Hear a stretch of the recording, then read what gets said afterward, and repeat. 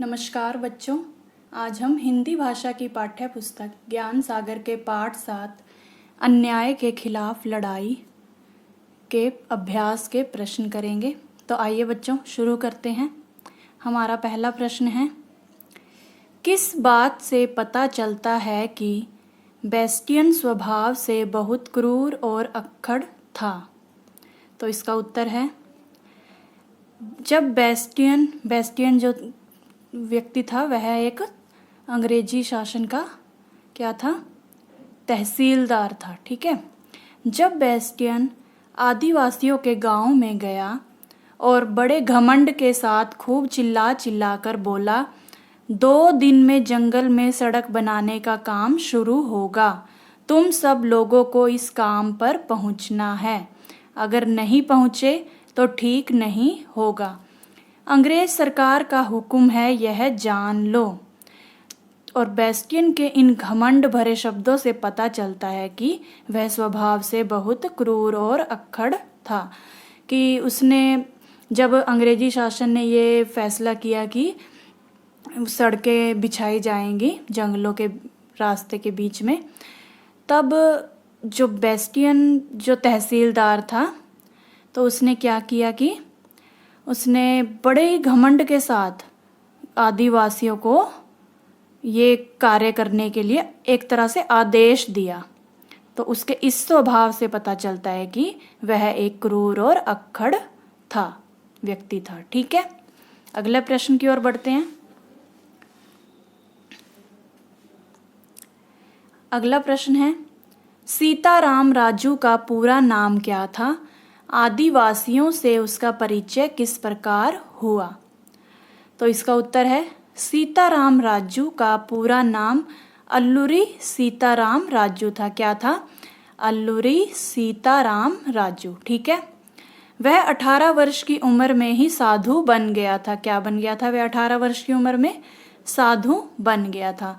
और जब वह आंध्र के घने जंगलों में रहने आया, तब उसका परिचय आंध्र के घने जंगलों के बीच रहने वाले कोया आदिवासियों से हुआ। कोया आदिवासियों की एक प्रजाति थी। ठीक है, से हुआ और वह उनसे अच्छी तरह हिल मिल गया या घुल मिल गया कह सकते हैं। आदिवासी लोग भी उसे अपने दुख दर्द की कहानी सुनाते और पूछते कि कैसे हम अपने कष्टों से छुटकारा पाएं। ठीक है, आगे बढ़ते हैं अगले प्रश्न की ओर। सीताराम, तीसरा प्रश्न है हमारा, सीताराम राजू की किस बात को सुनकर आदिवासियों में हिम्मत आई? कि सीताराम राजू की किस बात को सुनकर आदिवासियों में हिम्मत आई? तो इसका उत्तर है, जब सीताराम राजू ने उन्हें यह बताया कि देश में और भी लोग हैं जो अंग्रेजों के अत्याचार के खिलाफ लड़ रहे हैं। उनमें एक मशहूर नेता हैं जिनका नाम गांधी जी है। ठीक है। और गांधी जी का मानना है कि भारतीयों को अंग्रेजों का सहयोग नहीं करना चाहिए, अर्थात उनका कोई भी कार्य नहीं करना चाहिए। जो अंग्रेज उन्हें करने के लिए कहें वे कार्य नहीं करना चाहिए। अगर कोई अंग्रेज अन्याय करेगा तो हम अन्याय को सहन नहीं करेंगे। और सीताराम राजू की इन बातों को सुनकर ही कोया आदिवासियों में हिम्मत आई। ठीक है, अगला प्रश्न हमारा चौथा प्रश्न है, कोया आदिवासी भारतीय सिपाहियों का ध्यान किस प्रकार रखते थे? हमने पाठ में पढ़ा था कि जो कोया आदिवासी जो हैं वो एक प्रजाति थी और भारतीय सिपाही अंग्रेजों की जो सेना थी उसमें कुछ भारतीय सिपाही भी थे। तो कोया आदिवासी उन भारतीय सिपाहियों का ध्यान किस प्रकार रखती थी? इसका सही उत्तर है कि जंगल की संकरी का अर्थ होता है पतली। ठीक है, पगडंडियों पर से जब सेना की टुकड़ी गुजर रही होती थी, जब अंग्रेजों की सेना की जो टुकड़ी है वह जब कहाँ पर पतली पगडंडियों पर से गुजरती थी, तो जंगलों में छिपे आदिवासी भारतीय सिपाहियों को गुजर जाने देते। तो जंगलों में छुपे रहते थे आदिवासी, वे जो भारतीय सिपाही होते थे उन्हें तो जाने देते थे आराम से। और जैसे ही अंग्रेजी सार्जेंट या कमांडर नजर आते कि कोई भी अंग्रेज शासन का व्यक्ति नजर आता उन्हें तो उन पर निशाना साध देते थे। इस प्रकार वे भारतीय सेना का ध्यान रखते थे। ठीक है, कि जो भारतीय सिपाही थे उस सेना में उन्हें तो वे जाने देते थे, लेकिन जो अंग्रेज आते थे, अंग्रेज सार्जेंट या कमांडर आते थे तो उन पर वे हमला करते थे, निशाना साधते थे। ठीक है, अगले प्रश्न की ओर बढ़ते हैं।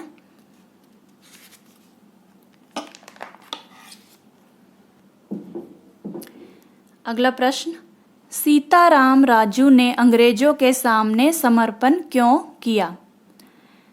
उत्तर है, आदिवासियों के विद्रोह को देखते हुए जब उसके सीताराम राजू के नेतृत्व में आदिवासियों ने अंग्रेजों के खिलाफ विद्रोह कर दिया था, तो उस विद्रोह से अंग्रेज सरकार जो है वो डर गई थी। तब उन्होंने जंगल के अंदर गांव में राशन लाने वाले सारे रास्ते बंद कर दिए और यहाँ तक कि उनकी उगी हुई फसल को भी जला दिया था। जो आदिवासियों ने जो फसलें उगाई हुई थी उन्हें भी अंग्रेजी सरकार ने क्या किया, जला दिया। लोगों के भूखे मरने के दिन आ गए, कि आदिवासियों के कैसे दिन आ गए, भूखे मरने की नौबत आ गई थी। तब सीताराम राजू ने सोचा कि अगर मैं अंग्रेजों के सामने आत्मसमर्पण कर दूं तो अंग्रेज इन हजारों लोगों को रोज सताना बंद कर देंगे। इसलिए सीताराम राजू ने अंग्रेजों के सामने समर्पण कर दिया। ठीक है, कि उसने सोचा कि इतना अत्याचार हो रहा है आदिवासियों पर जो अंग्रेजी सरकार द्वारा, तो यदि हम इस अत्याचार से बचना चाहते हैं तो मुझे ही पहल करनी होगी। ऐसा सीताराम राजू ने सोचा कि मैं जो है आत्मसमर्पण कर देता हूँ अंग्रेजों के सामने, जिससे क्या होगा कि वो इन लोगों को सताना छोड़ देंगे, बंद कर देंगे। इसलिए सीताराम राजू ने अंग्रेजों के सामने समर्पण कर दिया। अगले प्रश्न की ओर बढ़ते हैं। हमारा छठा प्रश्न है, उचित शब्दों से रिक्त स्थान की पूर्ति कीजिए। ये कुछ खाली स्थान दिए गए हैं, हमें यहाँ पर सही उत्तर देना है। ठीक है, पहला देखिए, अन्याय के खिलाफ लड़ाई की घटना डैश सन की है। कौन से सन की है? 1922। तो यहाँ पर 1922 आएगा। ठीक है, अगला देखते हैं, सीताराम राजू ने डैश तक की पढ़ाई की थी। कहाँ तक की पढ़ाई की थी? High school. High school. ठीक है, मेजर गुडाल डैश गांव में डेरा डाले हुए था। कौन से गांव में डेरा डाले हुए था? मंपा। ठीक है, सीताराम राजू को डैश ने गोली मारी। कुंचू मेनन। किसने मारी गोली? कुंचू मेनन।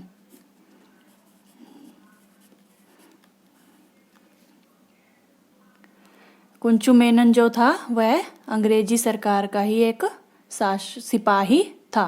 ठीक है, आगे बढ़ते हैं। अगला प्रश्न है बातचीत के लिए। ठीक है, पहला प्रश्न देखिए, अंग्रेजों की क्या योजना थी? अंग्रेजों की क्या योजना थी? उत्तर है, अंग्रेजों की योजना थी कि घने जंगलों और पहाड़ों को चीरती हुई एक सड़क बिछाई जाए। अगला प्रश्न, सड़क बनवाने का काम किसे सौंपा गया? उत्तर, बेस्टियन जो कि एक तहसीलदार था, उसे शासन द्वारा सड़क बनवाने का काम सौंपा गया था। अगला प्रश्न, सीताराम राजू ने आदिवासियों को गांधी जी के बारे में क्या बताया? कि सीताराम राजू ने आदिवासियों को गांधी जी के बारे में क्या बताया? उन्होंने बताया कि गांधी जी एक मशहूर नेता थे जो अंग्रेजों के अत्याचार के खिलाफ लड़ रहे थे और गांधी जी का मानना था कि हमें अंग्रेजों का सहयोग नहीं करना चाहिए और उनके द्वारा कोई कार्य देते हैं, काम देते हैं, वह भी नहीं करना चाहिए और अंग्रेजों के अन्याय के खिलाफ आवाज़ उठानी चाहिए। आगे बढ़ते हैं अगले प्रश्न की ओर। किस इलाके के आदिवासी लोग अन्याय के खिलाफ संघर्ष में कूद पड़े? उत्तर है भद्राचलम से पार्वतीपुरम तक पूरे इलाके के आदिवासी, ये इलाके का नाम है कि इस यहाँ से लेकर यहाँ तक के पूरे इलाके के लोग, यानी भद्राचलम से पार्वतीपुरम तक पूरे इलाके के आदिवासी लोग अन्याय के खिलाफ लड़ने के लिए संघर्ष में कूद पड़े। अगला प्रश्न, सीताराम राजू की शहादत ने अंग्रेजों को कौन सा पाठ पढ़ा दिया था? उत्तर है सीताराम राजू की शहादत से आदिवासियों में अंग्रेजों के विरुद्ध विद्रोह की ऐसी ज्वाला भड़की थी जिससे अंग्रेज सरकार भी उनसे डरने लगे थे। वे समझ गए थे कि आदिवासियों के साथ मनमर्जी नहीं की जा सकती। इस प्रकार सीताराम राजू की शहादत ने अंग्रेजों को एक अच्छा खासा पाठ पढ़ा दिया था। ठीक है, कि यह पाठ पढ़ा दिया था उन्हें कि उन्हें भी यह समझ में आ गया कि आदिवासियों के साथ उनकी बिना मर्जी से कोई भी कार्य हम नहीं करवा सकते, वरना वह विद्रोह पर उतर आएंगे। ठीक है, आगे अनुमान और कल्पना से संबंधित ये प्रश्न दिए गए हैं।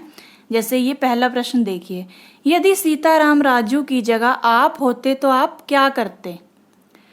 तो इसमें यह प्रश्न हमें अपने शब्दों में देना है कि यदि सीताराम राजू की जगह हम होते तो हम क्या करते।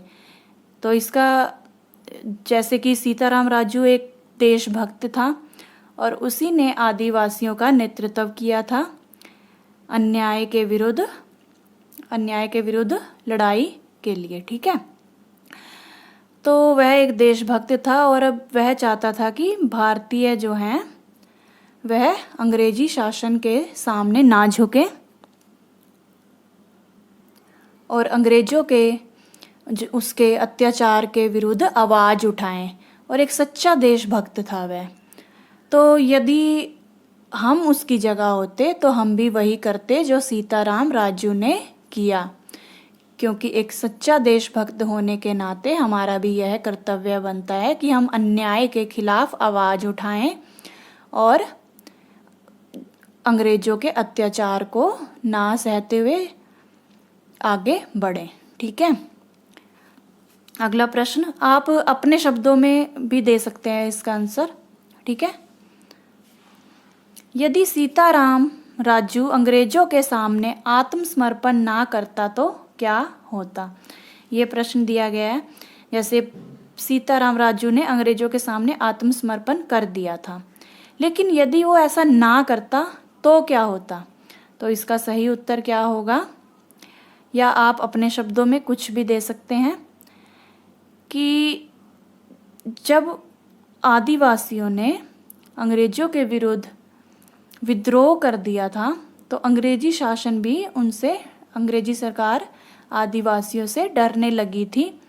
तो उन्हें अंग्रेजों को एक ही रास्ता सूझा कि क्यों ना उनका जो जहाँ से उनका राशन आता है उस रास्ते को बंद कर दिया जाए। उनकी फसलें भी उन्होंने जला दी थी और फिर से उन पर अत्याचार होने शुरू हो गए थे आदिवासियों पर, और उनके भुखमरी के दिन आ गए थे। तो सीताराम राजू ने आत्मसमर्पण करने का फैसला इसीलिए लिया था ताकि उन पर कोई जो ये अत्याचार हो रहे हैं वह ना हो।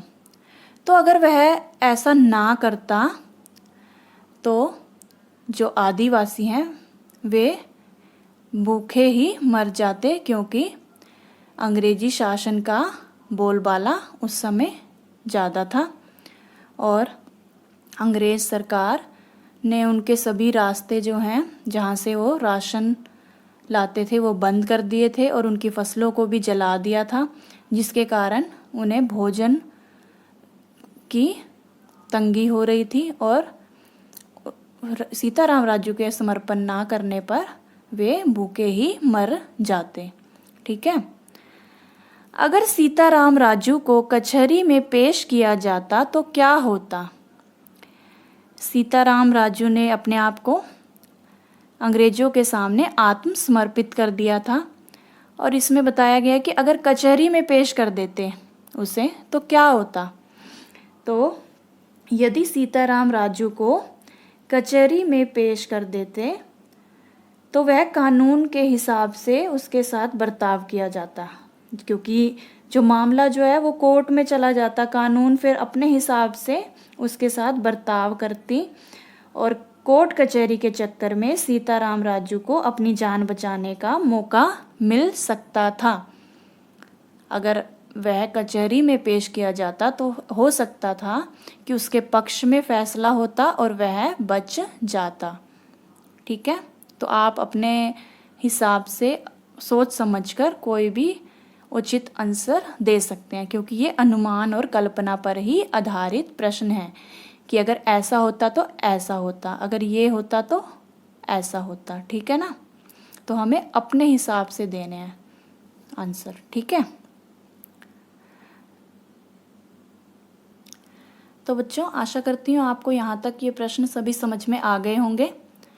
अगली वीडियो में हम इसी पाठ के भाषा की बात से संबंधित प्रश्न करेंगे। तो मिलते हैं अगली वीडियो में, तब तक के लिए नमस्कार।